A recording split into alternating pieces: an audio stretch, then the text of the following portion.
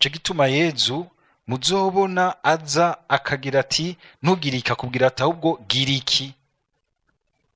Giriki tubishira mu gifaransa, kumva agafaransa biraza koroha.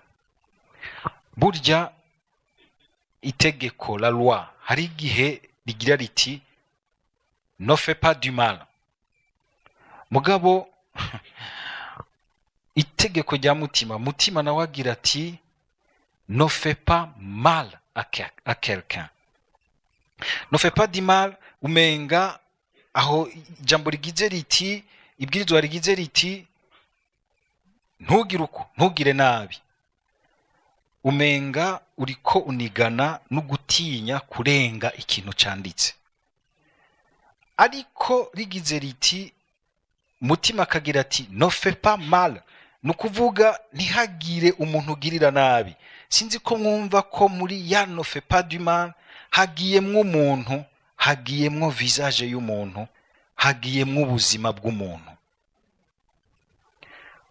Ikindi sinzi ko murumva haro nk'abantu azawumva agize ati itegeko rikwica rigukiza mafu. Itegeko ni itegeko, ibyo ntabyo murumva. Itegeko ni itegeko, upfukira mafu. Tugende kwa Yezu n'ubundi.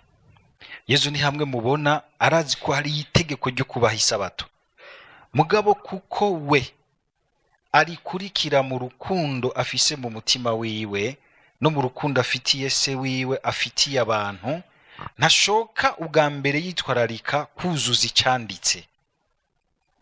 Oya, akirabira mu muntu akagiha isura, akumva umutima w'icyanditse. Icyo nico gikunze kutugora.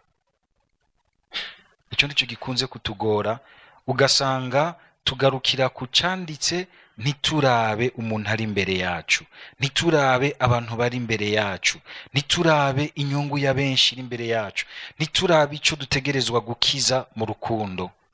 Kuko kenshi usanga umenga itegeko ni nk'igihaza mutwe kugira ngo ubwenge ntibukubwire biti warenze itegeko.